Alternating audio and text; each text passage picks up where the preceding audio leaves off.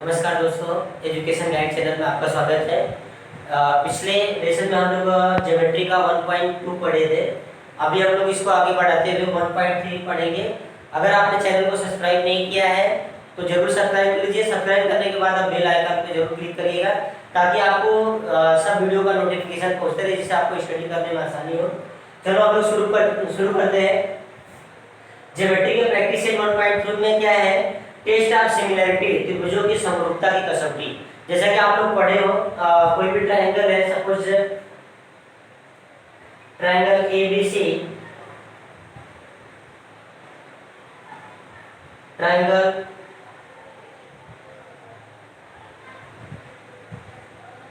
LMN, ऐसा दो triangle दिया हुआ है।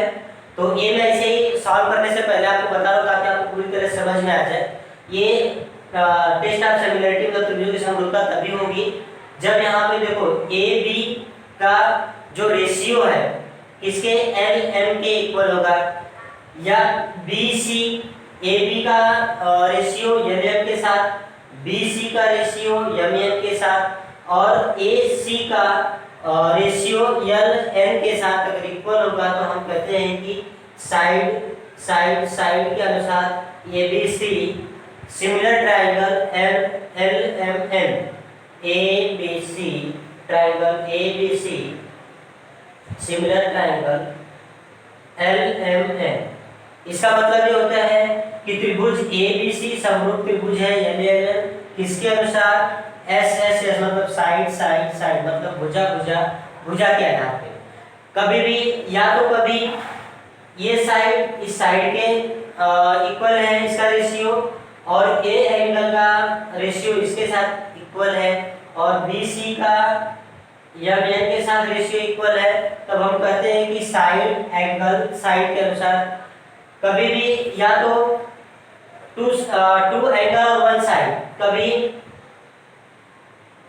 सपोज एंगल बी सिमिलर है एंगल एम के, और साइड बी सी सिमिलर है इसके एम एन के, और एंगल सी सिमिलर है इसके एन के, तो हम कहेंगे कि ये triangle ABC similar triangle LMN, but इसमें क्या आ जाएगा आपका एंगल साइड एंगल, मतलब ये एंगल साइड, ये एंगल इस एंगल के साथ में, BC MN के साथ में, और एंगल C एंगल N के साथ में।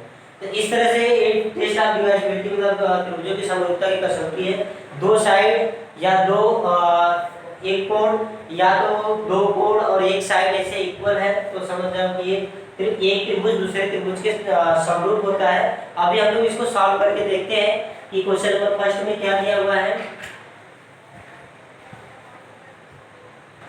अभी देखो क्वेश्चन नंबर 1 में क्या दिया हुआ है, ट्रायंगल बना के दिया है ABC, और उसी में एक ऐसा लाइन ड्रॉ किया है, तो क्या बन गया है EBC।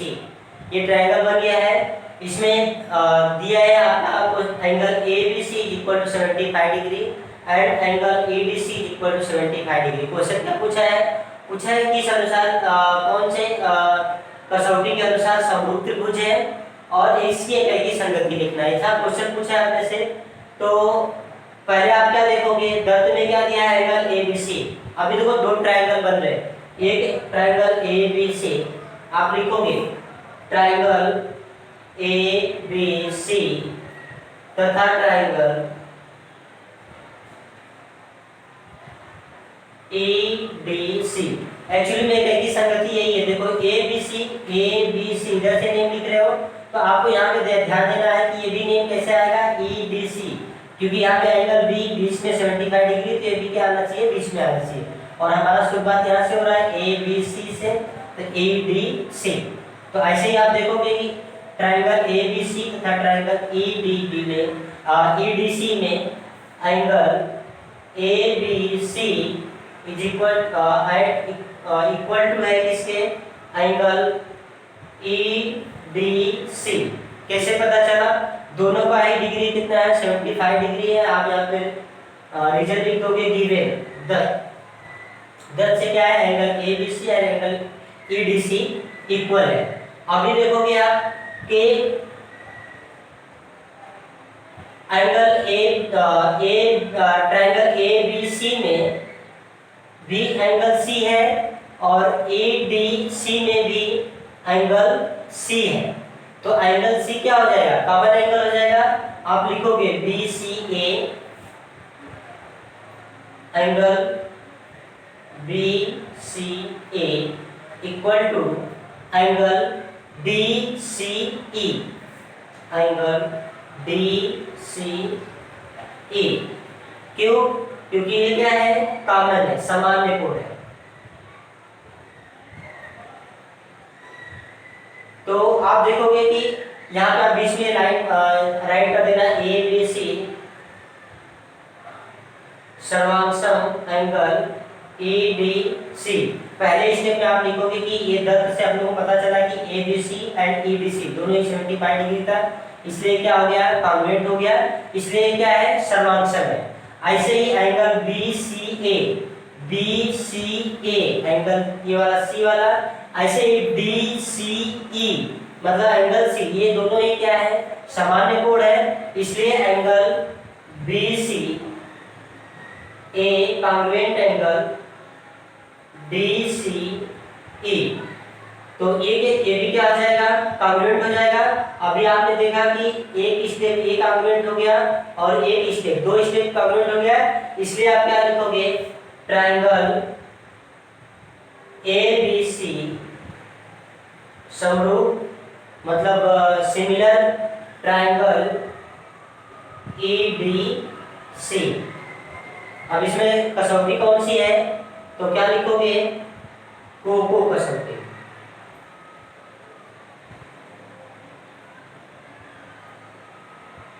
कोको कसौटी के अनुसार ये क्या हो गया, समरूप हो गया।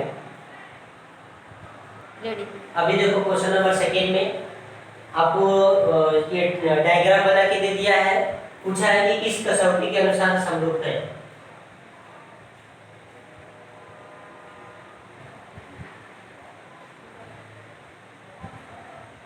तो किस कसौटी के अनुसार समरूप है, ये अपने से पूछा है।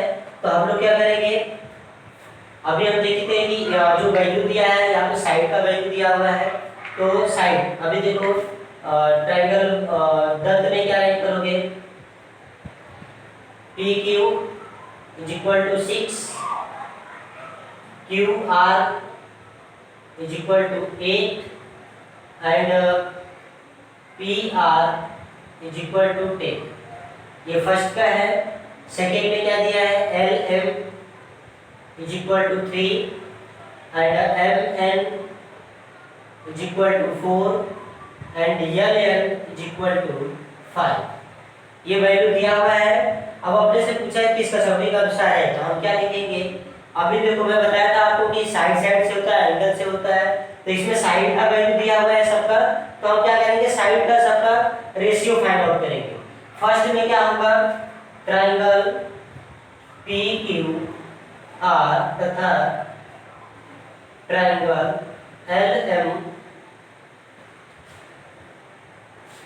एन में क्या हो जाएगा, पी क्यू। देखो इसका रेशियो ऐसे बन रहा है, P Q R L M N. तो इसकी साइड भी क्या आएगी, पहले P Q upon L M. तो पहले इसका वैल्यू फाइंड आउट कर लो। पी क्यू का वैल्यू कितना है, 6 अपॉन, और एल एम का वैल्यू कितना है, 3। 3 1 जा 3, 3 2 जा 6। तो इसका वैल्यू कितना आ गया, 2 आ गया। P Q upon L M is equal to कितना आ गया, 2, क्योंकि 1 है नीचे तो उसका कोई वैल्यू नहीं है। अभी देखो सेकेंड साइड का फाइंड आउट करते हैं। तो सेकेंड में क्या आएगा आपका, Q R upon M N, क्योंकि अपना ट्रायंगल क्या बन रहा है, P Q R L M N सीधा बन रहा है। तो P Q upon L M का हम लोग फाइंड आउट कर लिए, P Q upon L M का फाइंड आउट कर लिए। अभी क्या करेंगे, Q R upon M N. तो Q R upon M N, अभी इसका वैल्यू कितना है, क्यू आर का वैल्यू कितना है, 8 और एम एन का वैल्यू कितना है, 4। 4 1 जा 4, 4 2 जा 8। तो Q R upon M N भी कितना आ गया 2। अभी देखो थर्ड में इसका फाइंड आउट करेंगे P R upon L N, क्योंकि ये लाइन देखो ये P R upon L N, P R upon L N is equal to 10 upon 5, क्योंकि पी आर का वैल्यू कितना है 10 है और एम एन का वैल्यू कितना है 5, 5 1 जा 5, 5 2 जा 10। तो P R upon L N is equal to कितना आ गया, तो तीनों का वैल्यू इक्वल है, P Q upon L M इक्वल है किसके Q R upon M N इक्वल है किसके P R upon L M. तीनों का वैल्यू इक्वल है, इसलिए साइड साइड साइड के अनुसार क्या हो जाएगा, ये कॉन्ग्रुएंट हो जाएगा। अभी हम क्या लिखेंगे, इसको आप कॉन्ग्रुएंट लिखना है तो कॉन्ग्रुएंट भी लिख सकते हो कि इनका रेशियो कॉन्ग्रुएंट है इस रेशियो के, तो हम लिखेंगे triangle P Q are congruent triangle या समरूप ट्रायंगल, समरूप ट्रायंगल एल एम एन कौन सी कसौटी के अनुसार, भू भू भू कसौटी। तो आपको पूरा समझ में आ गया रहेगा। हमने क्या किया, एकदम simple P Q R triangle में पी क्यू अपान क्या किया एल एम, पी क्यू अपान एल एम। तो पी क्यू का वैल्यू 6 था और एल एम का वैल्यू कितना था 3, 3 1 जा 3, 3 2 जा 6, तो इसका वैल्यू कितना आ गया 2। ऐसे ही second side Q R upon M N, तो Q R upon M N इसका वैल्यू 8 था और इसका वैल्यू कितना था 4, 4 1 जा 4, 4 2 जा, इसका वैल्यू 2 आ गया।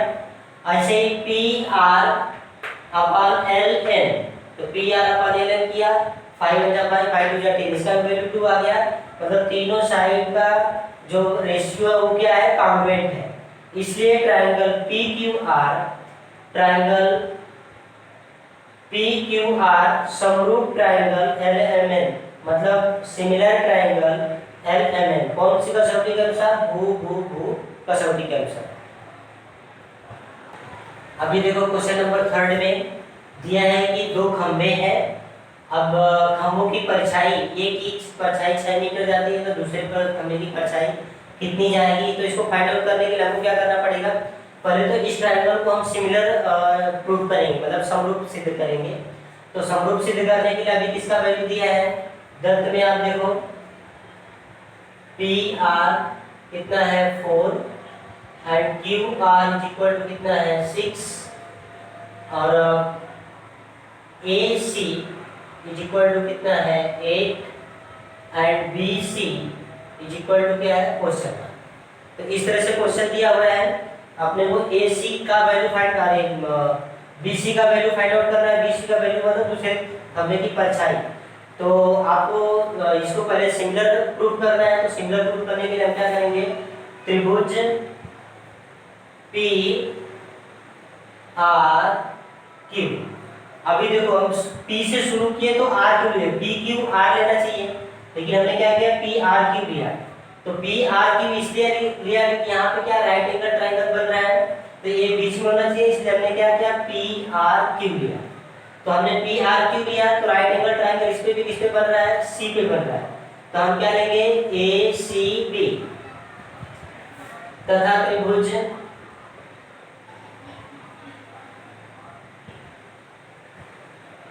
ए सी बी में पहले क्या लिया पी आर क्यू लिया, तो आर में 90 डिग्री बन रहा है, इसीलिए इस पे बन रहा है, तो इसके भी संगति ऐसे ही बनेगी, इसीलिए हमने क्या किया ए सी बी लिया। तो पी आर क्यू तथा ए सी बी में, तो अभी देखो क्या angle P R Q equal है किसके, एंगल ए सी बी। क्यों, क्योंकि दोनों ही क्या है समकोण त्रिभुज है, दोनों ही क्या है समकोण है, समकोण मतलब 90 डिग्री, दोनों का ही 90 डिग्री है, राइट एंगल ट्रायंगल है, इसलिए P R Q A C B क्या हो गए, कॉन्ग्रुएंट हो गए, क्योंकि दोनों ही क्या है, राइट एंगल है। तो इसलिए एंगल पी आर क्यू सर्वांगसम एंगल ए सी बी। अब यहाँ पे देखो पेड़ से परछाई आ रही है, तो पेड़ से परछाई आते समय ये दोनों के पे क्या करेगा, समान कोण बनाएगा। जब क्योंकि सूर्य एक ही स्थिति में है, तो जहाँ जो कोण बनेगा वो दोनों क्या होगा, सेम होगा। तो क्या हो जाएगा, angle Q P R equal to angle B A C. क्यों? क्योंकि ये समान कोण बन रहा है, परछाई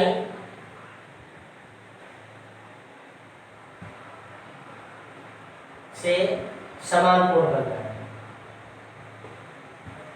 समान कोण बढ़ रहा है। तो angle Q P R congruent angle B A C, मतलब क्यू पी आर सर्वांगसम कोण बी ए सी। अभी देखो एक एंगल ए सर्वांगसम हो गया और एक एंगल पी सर्वांगसम हो गया। तो अभी ये जो दोनों सर्वांगसम हो गए, तो ये त्रिभुज क्या हो जाएगा, समरूप हो जाएगा। हम लिखेंगे ट्रायंगल पी आर क्यू समरूप ट्रायंगल ए सी बी। कौन सी कसौटी के अनुसार, कोको।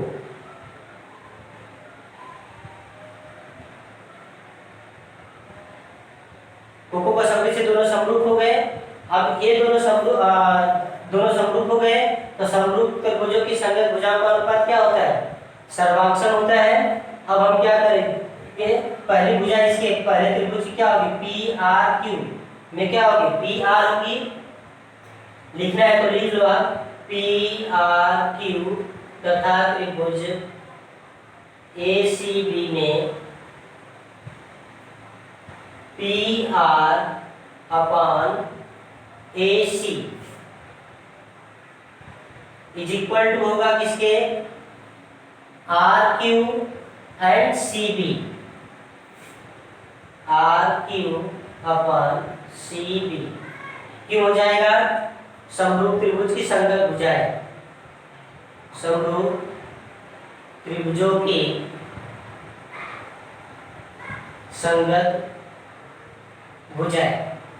तो अभी पी आर का वैल्यू कितना है, यहाँ पे सॉल्व कर लेते हैं। पी आर का वैल्यू कितना है, 4 अपन, अभी देखो ए सी का वैल्यू कितना है, पी आर का रेशियो किसके साथ, ए सी के साथ बना है, तो 8 इज इक्वल टू, अभी देखो आर क्यू का वैल्यू कितना है, आर क्यू का 6, तो सी बी का कितना है, x। ये अपने को मालूम नहीं है, ये अपने को क्या करना है, फाइंड आउट करना है। तो क्रॉस मल्टीप्लाई हो जाएगा, 4x is equal to 8 into 6। अभी देखो x is equal to 8 into 6 upon 4। 4 1 जा 4, 4 2 जा 8। अभी कितना हो जाएगा ये, 6 2 जा 12। तो x का वैल्यू कितना आ गया, 12। तो दूसरे वाले खंभे की परछाई की दूरी कितनी हो जाएगी, 12 मीटर। दूसरे खंभे के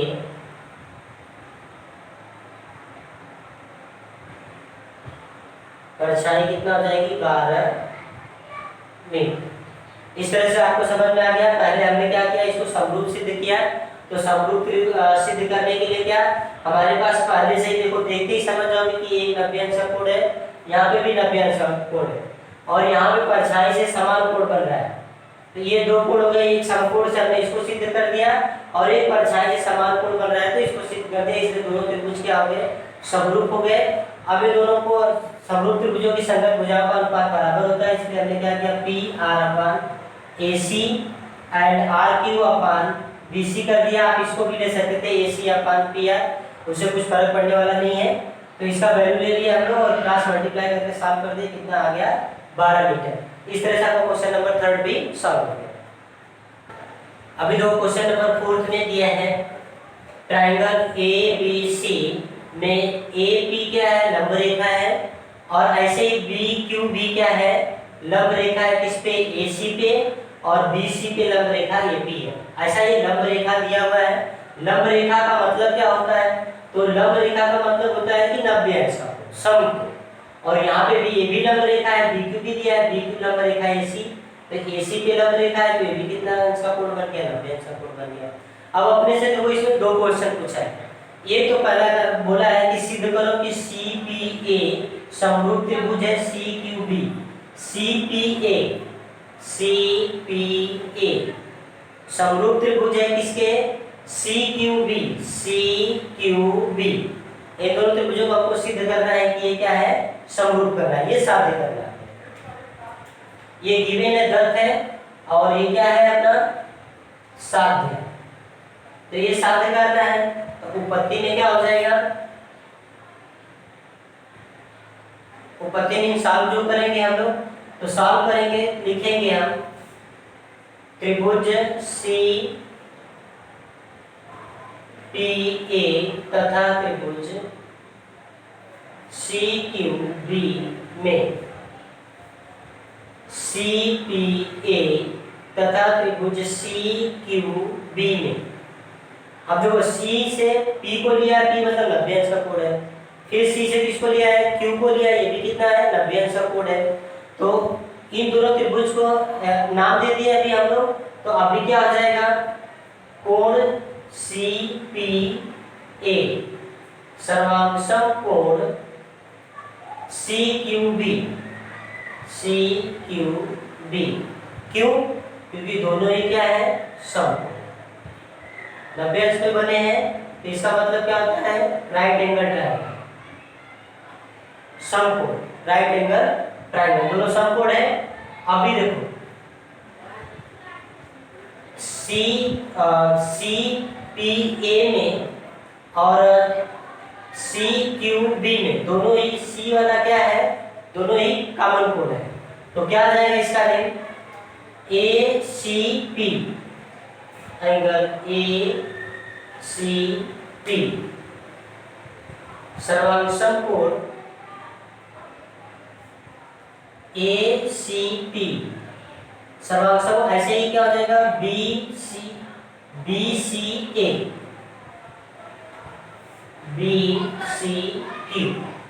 ये दोनों क्या है, कॉमन कोण है, सामान्य कोण।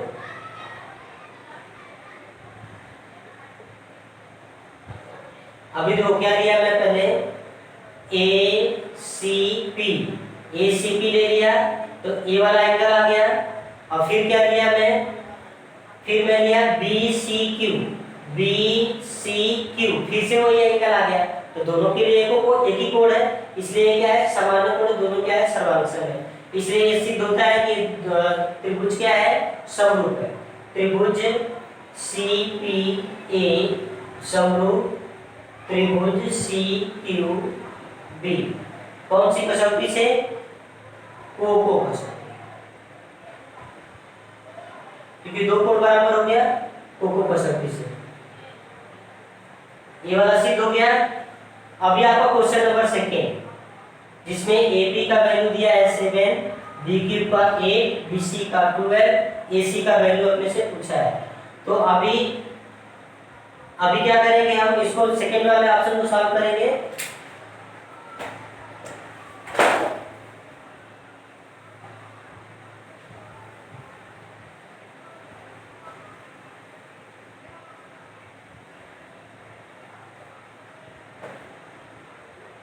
ट्रायंगल CPA तथा ट्रायंगल CQB में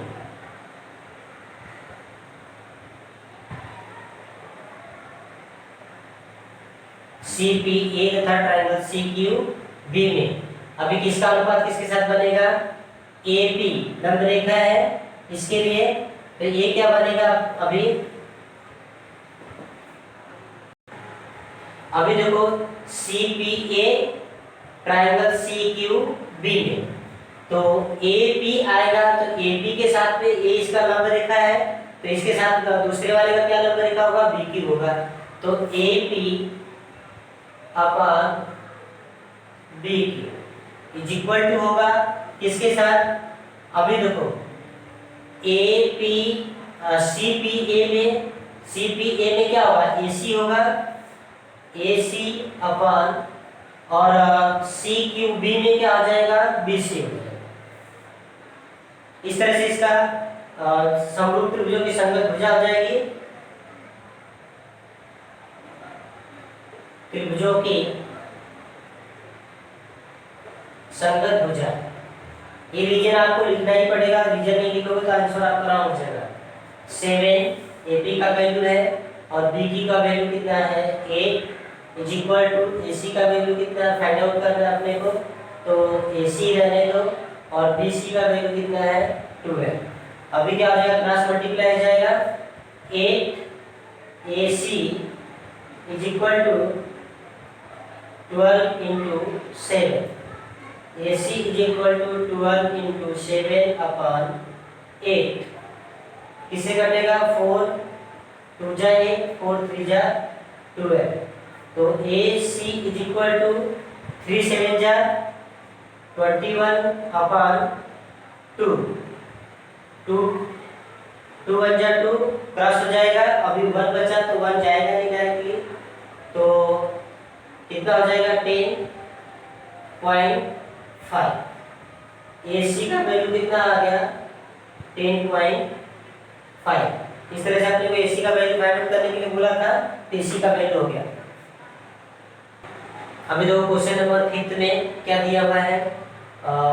ये समलंब चतुर्भुज है, इसमें ए पी क्यू इसकी क्या है? एस आर की समांतर रेखा है। तो अभी और मान दिया है A R is equal to 5 A P, मतलब ए पी का कितना? 5 गुना। A S is equal to A Q का कितना? 5 गुना। तो अभी क्या करेंगे हम?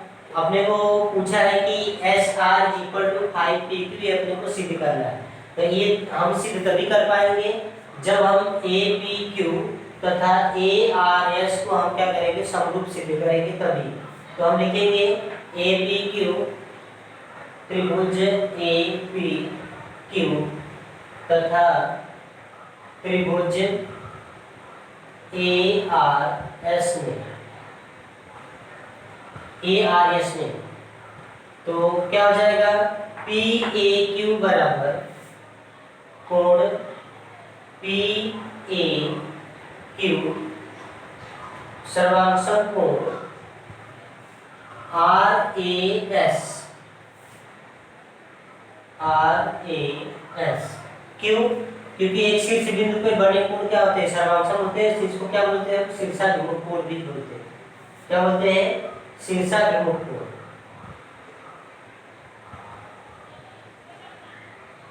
शीर्षाभिमुख कोण है ये क्या हो जाएंगे? दोनों इक्वल हो जाएंगे।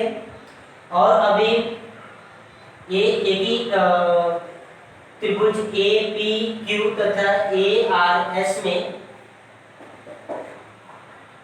अभी देखो ये क्या हो जाएगा? A P upon A are, त्रिभुज ए पी क्यू में ए पी अपान ए आर। तो यहाँ पे क्या दिया है? ए आर ए पी का कितना है? 5 गुना है, तो ये क्या हो जाएगा? ए पी 1 है तो ए आर कितना हो जाएगा? 5। ऐसे ही अभी क्या आ जाएगा? ए क्यू अपान ए एस, तो A Q upon A S is equal to, ये भी क्या है? ए क्यू का 5 गुना है तो 1 अपान 5। अभी क्या हो जाएगा? A P upon A R is equal to A Q upon A S. A P upon A R is equal to A Q upon A S, क्योंकि दोनों का ही वैल्यू कितना है? 1 अपान 5 है। तो इस भुजा का अनुपात इसके और इस भुजा का अनुपात इसके साथ और इस भुजा का अनुपात इसके साथ, मतलब दो भुजाओं का अनुपात और एक कोण का अनुपात क्या है? इक्वल है। इसलिए त्रिभुज ए पी क्यू समरूप त्रिभुज ए आर एस। कौन सी कसौटी से हो रहा है ये? साइड एंगल साइड, मतलब इसको हिंदी में लिखेंगे भुजा कोण भू को भू का संकेत, मतलब दो भुजाओं का अनुपात बराबर है और एक कोण बराबर, इसलिए ये क्या हो गया, समरूप हो गया। तो समरूप त्रिभुज की संगत भुजाओं का अनुपात बराबर होता है, तो आप क्या करेंगे, हम AP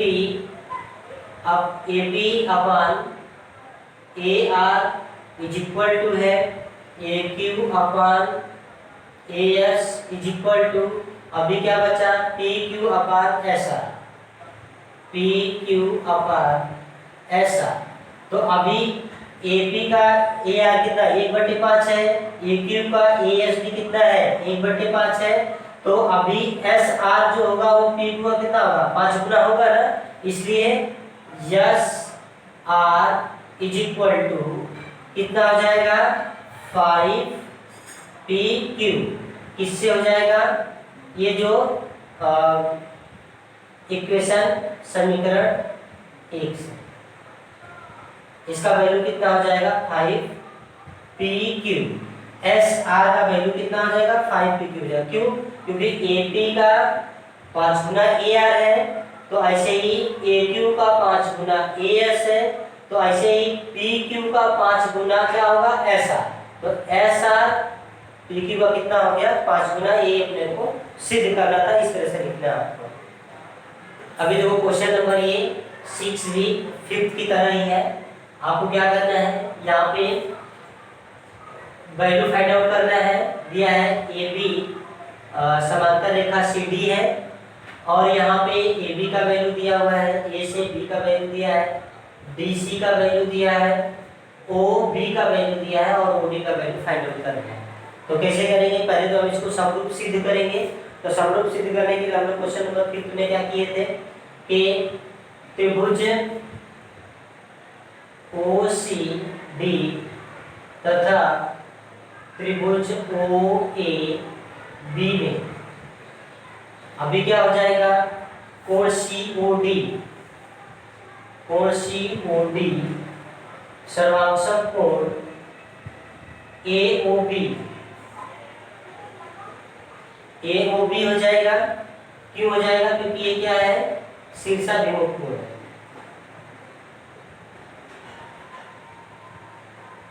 वर्टिकली एंगल है, मतलब एक ही शीर्ष बिंदु पे बना है, इसलिए क्या है, शीर्षाभिमुख कोण हो गया, ये इक्वल हो गया, और इसकी भुजाओं का अनुपात अभी देखेंगे। तो अभी देखो कोण, अब इसमें कोण OCD इक्वल होगा किसके, OAB के, OCD कॉन्ग्रुएंट होगा किसके, OAB और OAB।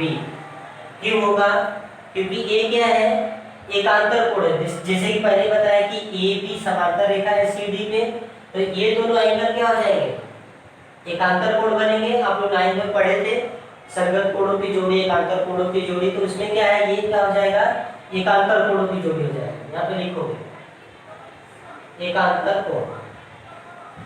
अभी देखो आप चाहो तो इसको भी सरल करो, ये देखो D किसके साथ, B के साथ, तो क्या लिखोगे आप, ABO angle ABO congruent angle किसके साथ, D के साथ, तो ODC। ये भी क्या हो जाएगा, एकांतर कोण हो जाएगा। अभी क्या हो जाएगा, ये तीनों शर्त को पूरा कर रहा है कि इसमें एक, ये क्या हो गया, शीर्षाभिमुख कोण हो गए, और ये कोण इस कोण के इक्वल हो गया, क्योंकि एकांतर कोण है, एंगल B एंगल D के इक्वल हो गया, ये भी क्या है, एकांतर कोण है। तो तीनों कोण से हो रहा है, तो क्या लिखेंगे, एंगल कोण OCD समरूप त्रिभुज OAB। कौन से शर्त के अनुसार,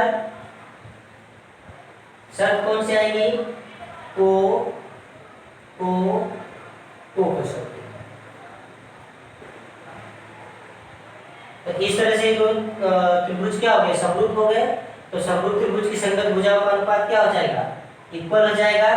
अभी जो वैल्यू दिया है ए बी का और सी डी का दिया है, तो आप लिख लो A B O C D पहले लेते हैं, तो लिखो पहले त्रिभुज ओ ए बी तथा त्रिभुज, अभी देखो ये दूसरा स्टेप चालू हो गया।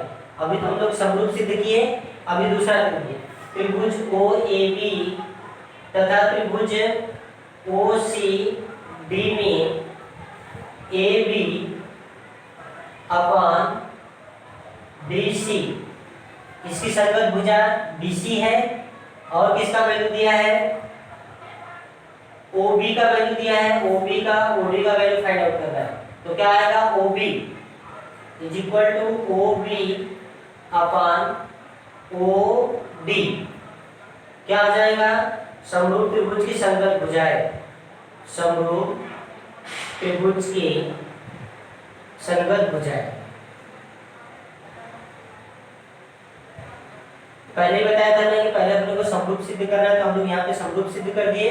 अभी दोनों त्रिभुज में संगत भुजाओं का अनुपात, तो ए बी का अनुपात किसके साथ बनेगा, डी सी के साथ बनेगा, और ओ बी का अनुपात किसके साथ बनेगा, ओ डी के साथ बनेगा, क्योंकि समरूप त्रिभुज की संगत भुजाओं का अनुपात बराबर होता है। तो ए बी का वैल्यू कितना है, ए बी का वैल्यू 20 है, बटे डी सी का वैल्यू कितना है, 6 है। अभी देखो ओ बी का वैल्यू कितना है, 15 है, और ओ डी का वैल्यू अपने को क्या करना है, फाइंड आउट करना है। तो ये पीरियड पूरा हो जाएगा, 20 O D is equal to 15 into 6, O D is equal to 15 into 6 upon 20। अभी कितना हो जाएगा, 5 3 जा 15, 5 4 जा 20, 2 2 जा 4, 2 3 जा 6, O D is equal to 3 3 जा 9 अपॉन 2, डिवाइड करोगे कितना आ जाएगा, 4.5। अभी ओ डी का वैल्यू कितना आ गया, 4.5। इस तरह से आपका क्वेश्चन नंबर 6 सॉल्व हो गया। अभी देखो क्वेश्चन नंबर 7 में क्या दिया है, चतुर्भुज एबीसीडी समांतर चतुर्भुज है, ये समांतर चतुर्भुज है। जाहिर सी बात है कि समांतर चतुर्भुज, तो अभी क्या दिया है, डी ई, ए बी को, जो डी ई है बिंदु ई पे क्या कर रहा है, ये प्रतिच्छेदित कर रहा है। हमको सिद्ध क्या करना है, D E multiply by B E और C E multiply by T E. तो ये कैसे सिद्ध होगा, पहले तो हम क्या करेंगे, त्रिभुज सी डी ई या ई सी डी तथा त्रिभुज बी ई टी को क्या करेंगे, समरूप सिद्ध करेंगे। समरूप सिद्ध करने से पहले हमको क्या करना है, अभी देखो एंगल सी का एंगल ए क्या होगा, इक्वल होगा। तो पहले हम बता देते हैं इसको क्यों है इक्वल होगा, angle D A B congruent angle C E C D. क्यों, क्योंकि ये क्या है, सम्मुख कोण। समांतर चतुर्भुज के सम्मुख कोण क्या होते हैं, सर्वांशम होते हैं। ऐसे लिखना है तो पूरा लिखो, समांतर चतुर्भुज के सम्मुख कोण, एक रीजन ये है, समांतर चतुर्भुज के सम्मुख कोण क्या होते हैं, सर्वांशम होते हैं। तो इसके अनुसार डी ए बी और ई सी डी, मतलब ये वाला कोण और ये वाला दोनों कोण क्या हो गया, सर्वांशम हो गया। अभी देखो कोण डी ए बी, कोण डी ए बी सर्वांशम हुआ कोण किसके, ई बी टी के, इस कोण ई बी टी। क्यों इक्वल होगा, क्योंकि ये क्या है, संगत कोणों की जोड़ी है।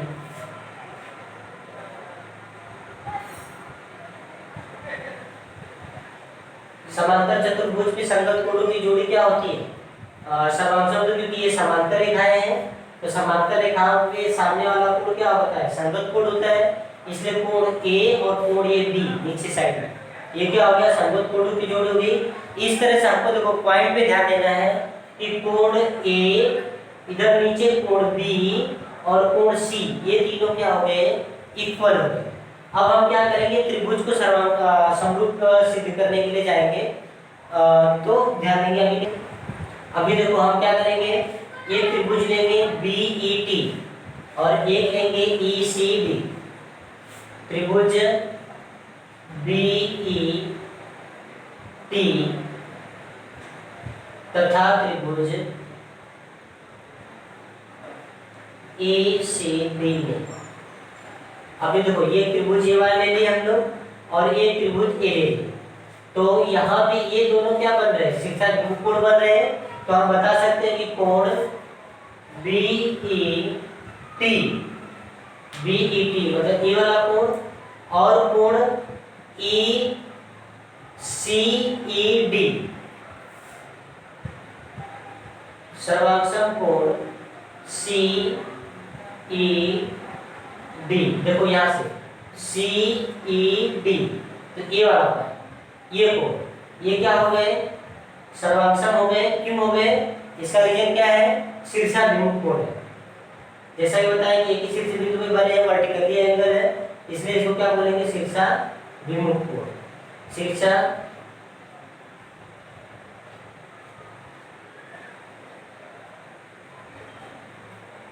शीर्षाभिमुख कोण क्या होते हैं, सर्वांशम। अभी हमने इसके पहले ही बताया था कि ए एंगल बी और एंगल सी के इक्वल है, तो कैसे हो जाएगा, अभी कोण TBE, कोण TBE सर्वांशम कोण EBD,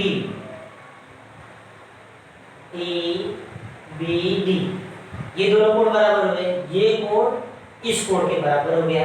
इसके पहले ही हमने सिद्ध किया था कथन 1 से, इसके पहले जो हमने बताया, तो ये दोनों दो कोण बराबर हो गए, एक कोण ये बराबर हो गया और एक कोण ये बराबर हो गया, इसलिए ये त्रिभुज क्या हो गए, समरूप हो गए। त्रिभुज BET समरूप त्रिभुज ECD, किससे, कोको कसौटी से।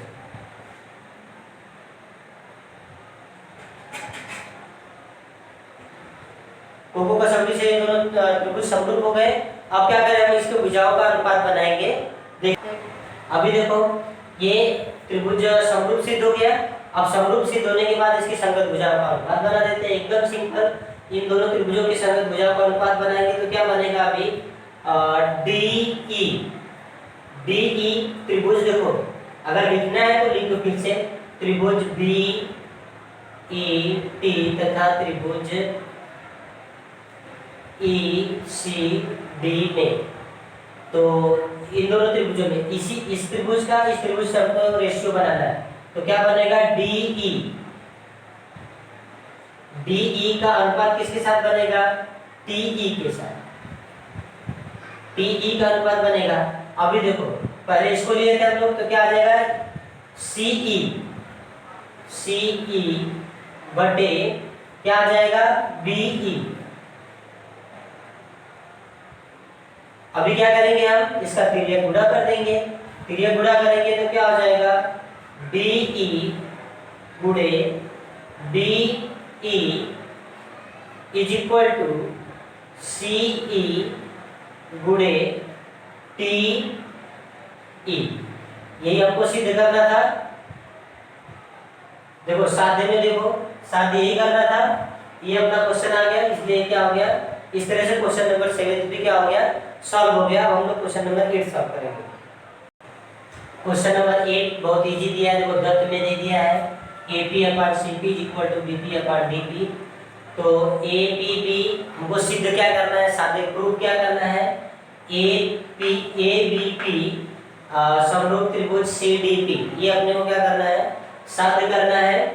तो अभी देखेंगे कि अब हम क्या करेंगे, उत्पत्ति में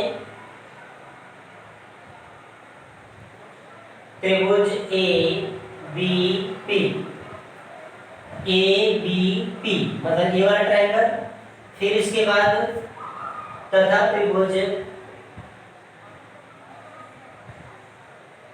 सी D P, C D P, A B P तथा सी डी पी।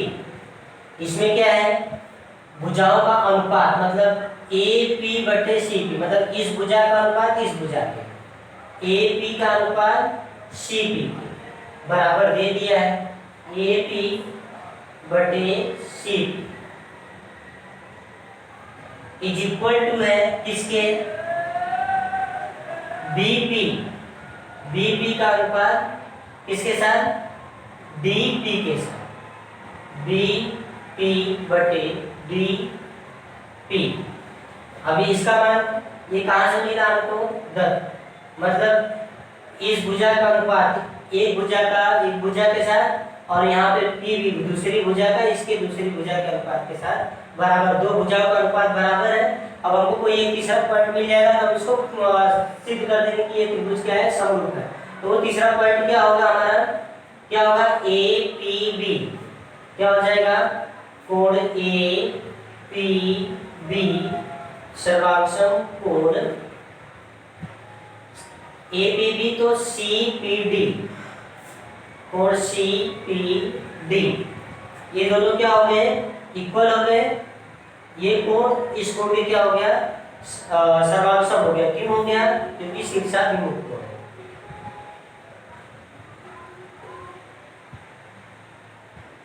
तो इस तरह से हम बोल सकते हैं कि दो भुजाओं का अनुपात बराबर हो गया और एक कोण का अनुपात बराबर हो गया। इस तरह से त्रिभुज ए बी पी समरूप त्रिभुज सी डी पी, इस तरह से क्वेश्चन नंबर 8 भी क्या हो गया, सॉल्व हो गया। अभी हम क्वेश्चन नंबर 9 सॉल्व करेंगे। अभी क्वेश्चन नंबर 9 में देखो गणित में क्या दिया है, B A C A B सी के बराबर है। बी ए सी मतलब ये टोटल कोण किसके बराबर है, ए बी सी मतलब ए बी सी कोण के बराबर है। और साथ ही क्या, अभी देखो सी ए का स्क्वायर बराबर सी बी गुणे सी डी। तो ये हम तभी बता पाएंगे जब भुजाओं का अनुपात करेंगे। तो भुजाओं का अनुपात करने से पहले हमको इसको समरूप सिद्ध करना पड़ेगा। तो समरूप सिद्ध करने के लिए क्या करेंगे, बी ए सी, ये त्रिभुज होगा त्रिभुज बी ए सी तथा त्रिभुज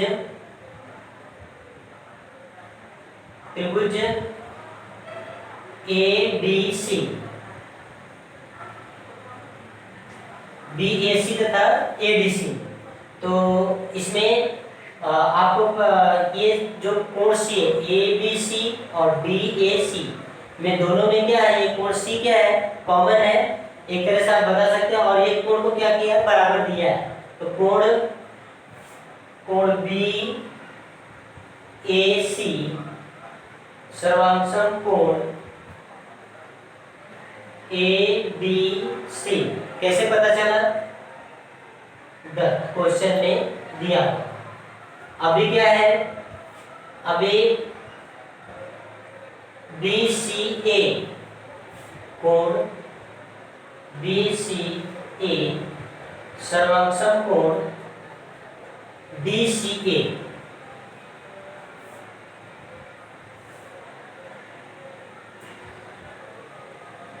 ये क्या हो गया, दोनों में कोण बी सी बीच में है। तो ये दोनों कोण क्या हो गए, कॉमन कोण हो गए, मतलब दोनों के लिए कॉमन है। तो इसको क्या बोलेंगे, सामान्य कोण। तो दो बिंदु मिल गया। इस तरह से त्रिभुज बी ए सी, त्रिभुज बी ए सी समरूप त्रिभुज ए बी सी। अभी इसका मान बराबर हो गया। तो अब इसकी संगत भुजाओं का हम क्या करेंगे, संगत भुजाओं का अनुपात बना लेंगे। त्रिभुज बी ए सी तथा त्रिभुज ए बी सी में तो अनुपात किसके साथ बनेगा, अभी देखो B A C B A सी में क्या लेते हैं, पहले बी ए सी की भुजा लेते हैं सी ए बटे, अभी क्या हो जाएगा, दूसरी भुजा क्या होगी, सी डी सी हो जाएगी, दूसरे त्रिभुज की A D C is equal to, अभी क्या हो जाएगा, सी बी, अभी तो पहले क्या लिए थे, त्रिभुज ए बी सी के लिए हमने क्या लिया था, सी ए लिया था, तो सी ए लिया तो क्या बना, सी डी बना। अभी त्रिभुज ए बी सी में हम क्या लेते हैं, बी सी को लेते हैं पहली भुजा बी सी, या इसको सी बी भी लिख सकते हैं, सी बी लिखते हैं, सी बी लिए त्रिभुज ए बी सी के लिए पहले कौन सी भुजा लिए, सी बी लिए, तो त्रिभुज ए डी सी में कौन सी भुजा लेंगे, सी ए, अभी क्या हो जाएगा, क्रॉस मल्टीप्लाई हो जाएगा, सी ए का इंटू सी ए के साथ गुणा हो जाएगा, अभी देखो सी बी का गुणा डी सी, या इसको आप सी डी भी लिख सकते हैं, सी डी लिखेंगे तो क्योंकि अपना क्वेश्चन में सी डी दिया है तो सी डी लिख, सी डी, तो क्या हो जाएगा, अभी सी ए का सी के साथ जुड़ा होगा तो क्या हो जाएगा, सी ए का स्क्वायर हो जाएगा, और ये क्या हो जाएगा, सी बी गुणे सी डी। इस तरह से यही अपने को साथ देकर करना था, यहाँ पे अपना साथ हो गया। इस तरह से अपना 1.3 सॉल्व हो गया। अब हम अगले वीडियो में 1.4 का सॉल्व करेंगे। धन्यवाद।